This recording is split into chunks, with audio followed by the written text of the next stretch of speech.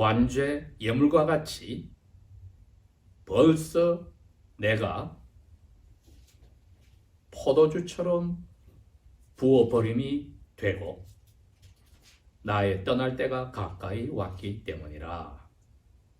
내가 선한 싸움을 싸웠고 나의 달려가는 경주를 끝내었고 믿음을 지켰으니 이제 호로는 나를 위하여 의의 면류관이 예비되어 있나니 의로우신 심판관이신 주님께서 그날에 그것을 나에게 주실 것이요 나에게뿐만 아니라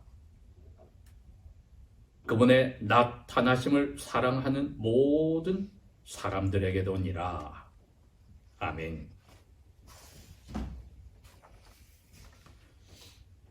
저희들이 아는 보통 4년에 한 번씩 있는 하계 올림픽에서 뭐라 그래도 그 꽃 중에 꽃은 마라톤입니다.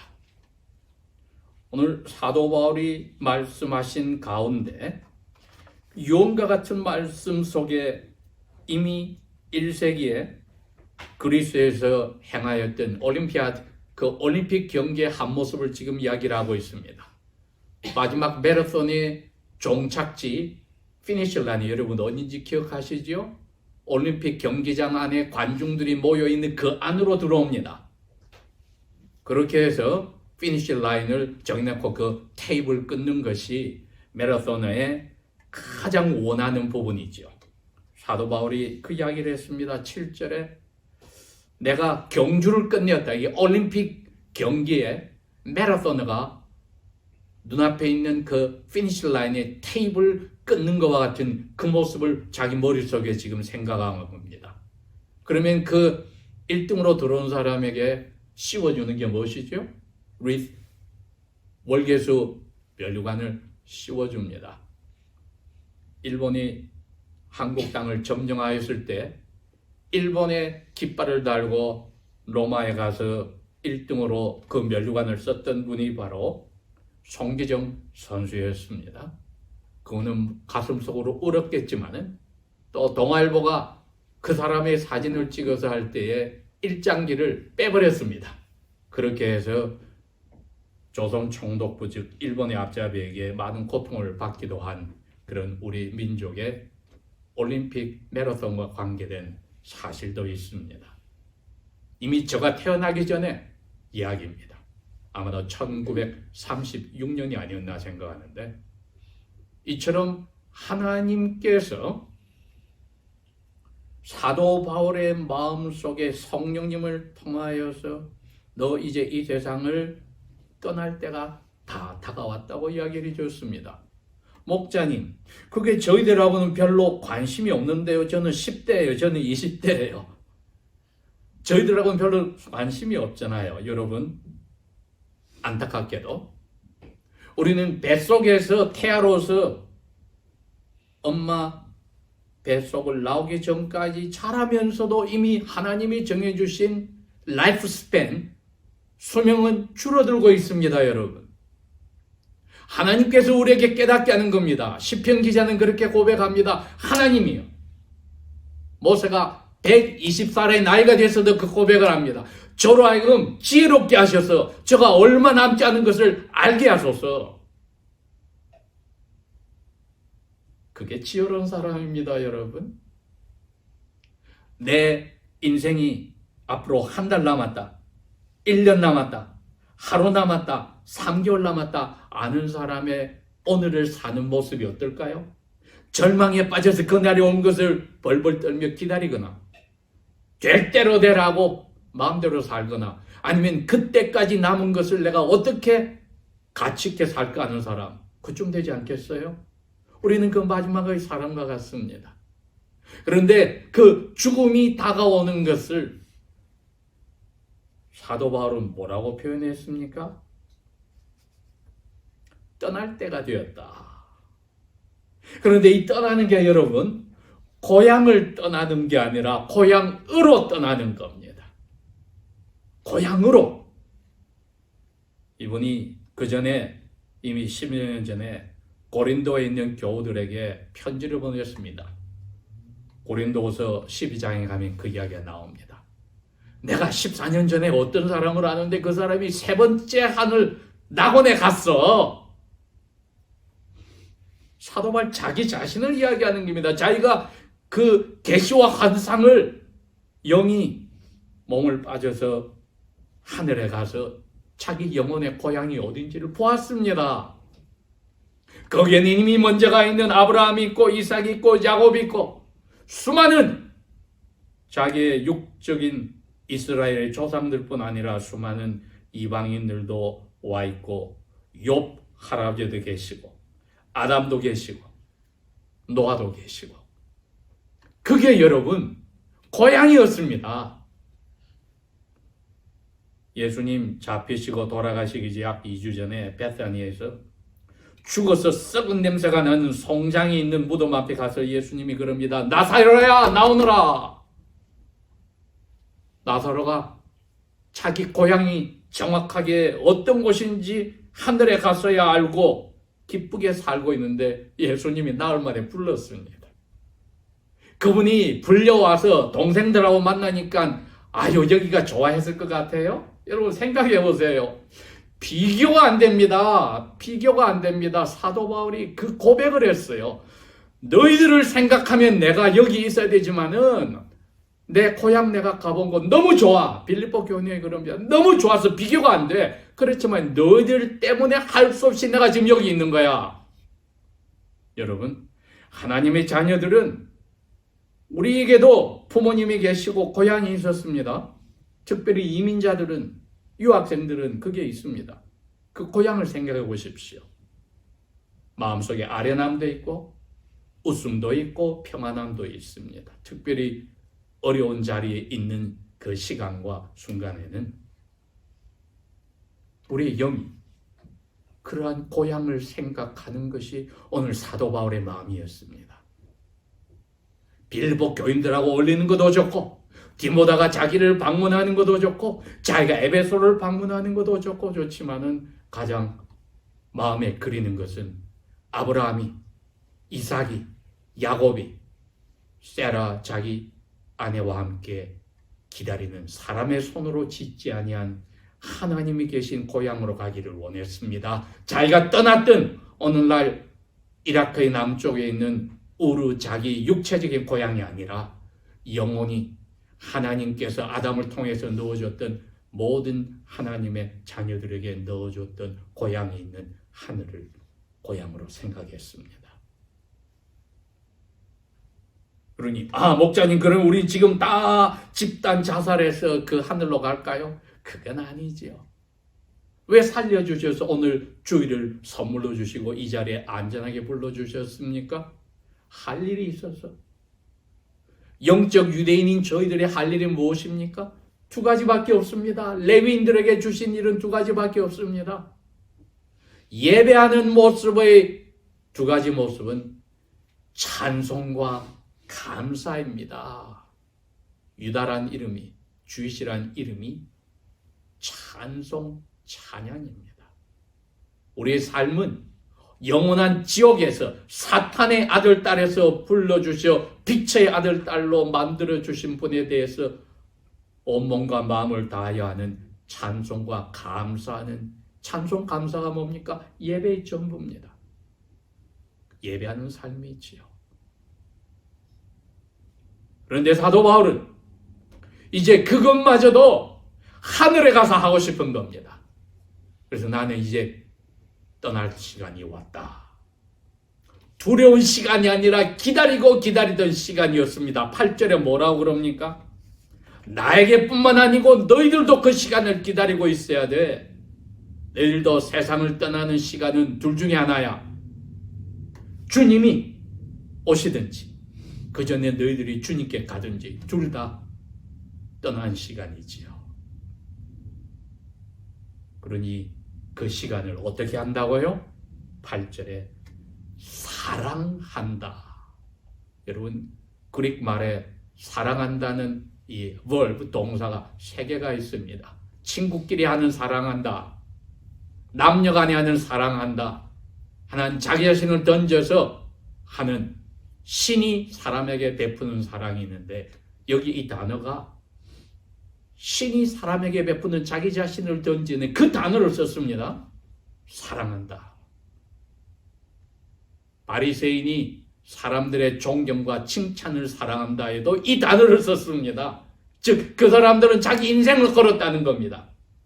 명예와 칭찬을 몸과 마음을 던져서 사랑하는 바리새인이 있었고 하나님의 자녀들은 인생 전부를 걸어서 사랑하는 신이 사람에게 주는 그 사랑, 그 아가페라는 그 단어를 여기 써서 사도 바울은 하나님의 자녀들은 주님 만나는 시간, 떠나는 시간을 간절히 사랑해야 한다. 그것을 안 한다면 여러분 어떻게 됩니까? 로마 교회에 보낸 편지에 제가 그 부분을 그냥 읽어보겠습니다. 8장 18절에서 23절까지 읽어보겠습니다. 생각한데 우리 그리스도인들의 당하는 현재 고난은 앞으로 우리에게 나타날 영광과 비교가 안 된다. 19절 피조물들, 사람 빼고 말 못하는 생물들, 무생물까지 간절히 기다리는 것은 여기는 도담이도 마찬가지로 하나님의 아들들에 나타나는 것이다. 이게 주님이 오시는 시간입니다. 천사들과 함께 하나님의 자녀들이 나타나요. 피조물이 그냥 허물어지는데 굴복하고 억지로 사는 것은 자기 뜻이 아니었다. 오직 그것을 굴복시키는 하나님 때문이다. 왜? 사람에게 저주가 왔으니 사람이 다스리는 피조물에게도 저주가 왔다는 겁니다. 그런데 그 피조물들이 말은 못하지만은 바라는 게 있어요. 썩어짐으로 종노릇 하고 있지만은 해방되는 것을 기다리고 있다. 어떻게? 하나님의 자녀들의 영광을 누리는 자유에 자기들도 이르는 것이니 22절 피조물들이 다 이제같이 함께 탄식하며 함께 고통하는 것을 우리가 안다. 그런데 23절 피조물뿐 아니라 우리 성령의 처음 익은 열매를 받은 우리 그리스도인까지도 영혼에서 탄식하여 양자가 될 것, 몸이 부활하신 예수님 몸처럼 바뀌는 그 구속을 기다린다. 이 표현입니다, 여러분.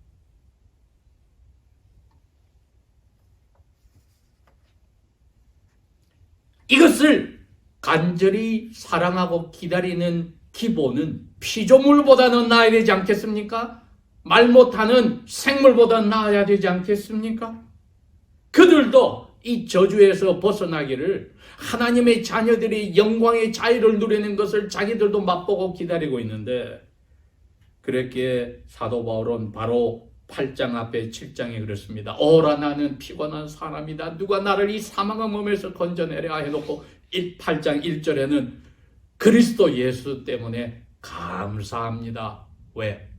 내가 이제 죄가 없으니 끙끙 앓는 그냥 죽음으로서 해결나는 것이 아니라 그 예수님을 기대하는 그 영광의 자유로움을 간절히 바라는 뜨거운 속사람이 커져나가는 겁니다. 그게 여러분 그 신앙의 초기 때 가졌던 마음이었는데 중간쯤에 이분은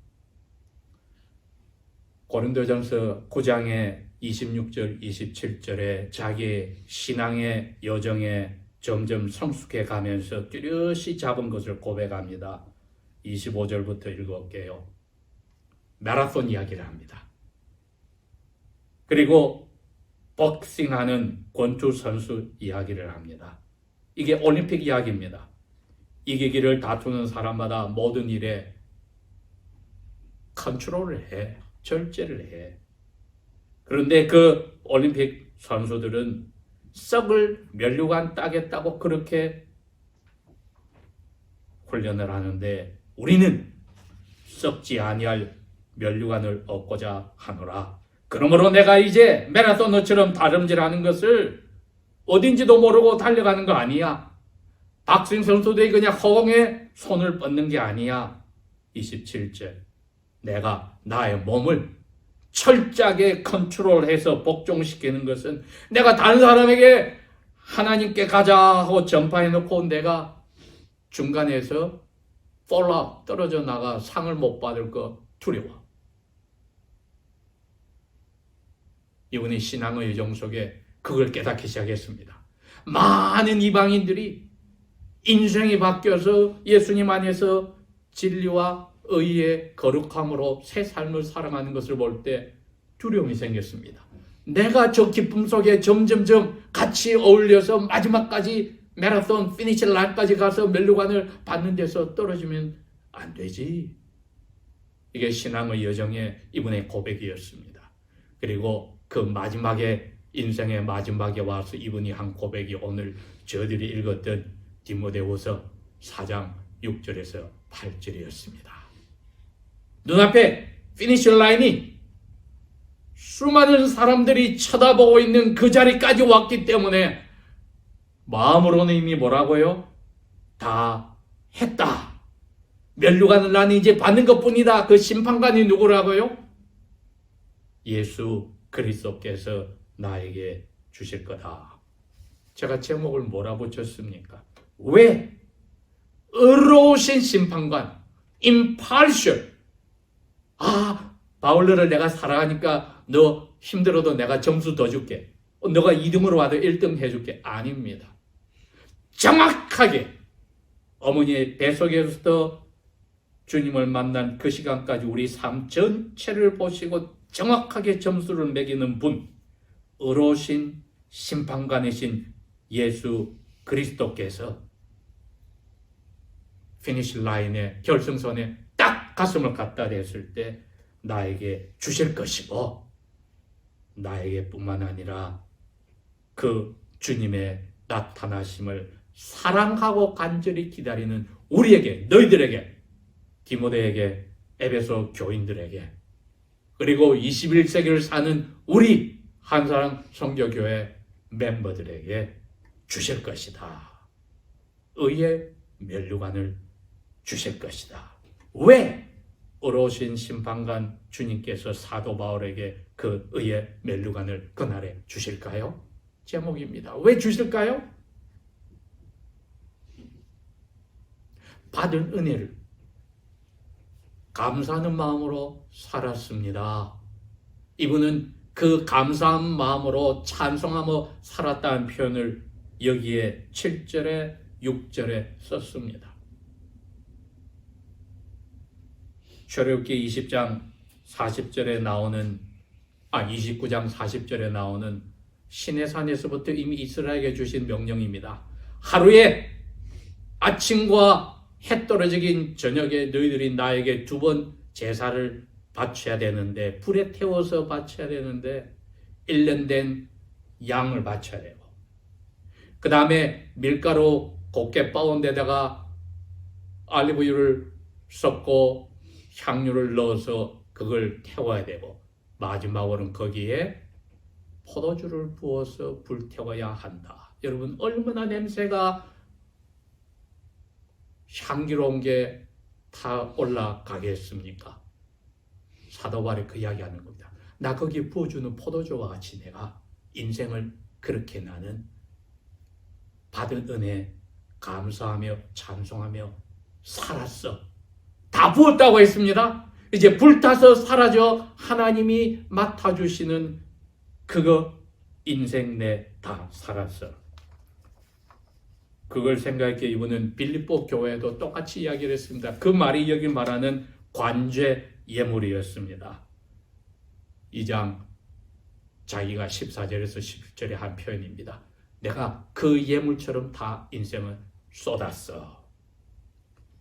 우리가 그렇게 쏟고 사는 것이 예배하는 감사와 찬송의 삶이었다는 겁니다. 사도 바울이 그렇게 살았습니다. 그것이 누구를 닮아가는 삶입니까? 예수님을 닮아가는 삶입니다. 예수님께서 잡히시는 날 저녁에 식사 후에 어떻게 했습니까? 포도주 큰 잔을 마시면서 제자들에게 자 돌려가면서 너희들 마셔라 하면서 뭐라고 그러셨어요? 아침 저녁 제사에 붓는 그 포도주야 이게. 뭐가? 내 피가. 이제 새롭게 내가 언약을 세우는데 내 피로 세우는 그 포도주처럼 붓는 내 피야. 너희들 다 마셔. 사도 바울이 그 예수님을 닮아서 나도 이제 그 자리로 인생을 다 끝나는 자리에 왔다. 여러분, 우리가 그 자리에서 살고 있습니까? 우리 기도 내용도 우리 현재와 앞날을 우리에게 살게 하셨을 때 우리의 목적이나 그 모든 계획이 포도주 부어서 하나님 앞에 지금 불타 올라가서 하나님이 기뻐하시는 관제 예물의 삶이냐고 우리가 스스로에게 물어보았을 때 사도 바울이 한 표현을 생각해 봅시다. 내가 지금 선한 싸움을 싸우는가? 이번 나는 마라토너가 지금 앞에 피니시 라인 있을 때까지 42.9km 이까지 지금 내가 하려고 최선을 다하는가? 안배를 하고 오른쪽 왼쪽 뒤돌아보는 그게 아니라 그러면은 트리핑해서 넘어지지요. 앞날 그것만 쳐다보고 내가 사는가? 목적이 바뀌지 않았는가? 그 다음에 아버지의 아들, 딸로 주신 믿음, 그거 내가 주 예수님이 나의 믿음의 목표인 줄 알고 끝까지 지키고 있는가? 아니면 다른 데 내 믿음이 흔들리는가? 이분은 지켰다고 표현했지요. 그 세 가지가 우리의 예배에 날마다 6일 동안에 사는 모습입니다. 싸움을 내가 잘 싸웠고 잘 달려갔고 그리고 왜 이렇게 하는지 목적으로 주신 믿음 나 예수님이 나의 믿음의 목표야 지켰어. 그랬더니 아니나 다를까 의의 면류관이 기다리고 있었습니다. 이미 사도 요한은 환상을 통해서 천사가 보내준 계시에서 보았습니다. 계시록 4장에 나옵니다. 24장로들이 하나님이 주신 의리의리한 왕좌와 같은 자리에 다 앉아있다가 머릿속에 하나씩 면류관을 쓰고 있는데 여러분 그게 의의 면류관이었습니다. 그걸 아버지 앞에 내려놓습니다. 예수님처럼 내려놓으면서 찬송과 경배 고백을 했습니다. 영광. 그래서 아까 저희들이 그 찬송을 불렀던 겁니다. 영광일세, 영광일세, 내가 누릴 영광일세. 그걸 예수님처럼 저들 세상에 살게 할 때 인생 다 끝까지 살았습니다. 예수님처럼 살았습니다. 예수님 뭐라고 그러셨어요? 십자가에서 하시는 말씀이 다 이루었다. 아버지 주신 명령 다 지켰다. 우리는 예수님 닮은 가는 그 길을 아버지께서 아직 살려주셔서 지키라고 합니다. 싸웠다, 달렸다, 지켰다. 믿음의 목표인 예수님을 닮아가는 그 일, 우리가 감사와 찬송으로 합니까? 예수님이 그걸 다 하셨어요. 사도 바울이 그 자리로 갔습니다. 자기도 그 고백을 합니다. 우리에게도 그 고백을 오늘 하고 사는지를 묻는 것입니다. 그렇게 하면은 우리 교회의 상징적인 대표였던 24장로들과 같이 우리도 그렇게 할 수 있습니다. 영광과 찬송을 받으소서 하고 아멘 하고 의의 면류관을 드릴 수 있습니다. 받아야 드리죠. 어떻게 받는 사람의 모습이 보였습니까? 8절에 그날을 간절히 사랑하는 사람이었습니다.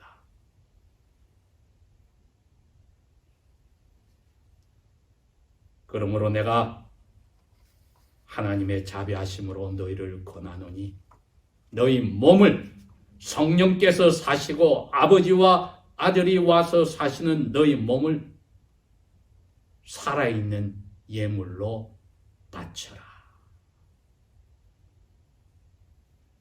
기도하는 우리의 삶이 이제는 찬송과 감사의 삶이 24 장로들과 같이 면류관을 받는 날을 기다리며 우리가 50년을 100년을 앞으로 살 날이 있더라도 이 자세, 사도 바울의 고백처럼 예수님을 닮아가듯이 우리가 나가는 길만 남았습니다.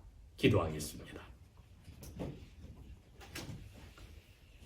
우리에게도 의의 면류관을 주실 것을 확신하며 그날을 기대하며 사랑하며 살아가도록 아버지여 예수 그리스도의 영으로 아버지의 영으로 저희들의 영육을 충만케 하소서. 예수님 이름으로 감사 기도합니다. 아멘.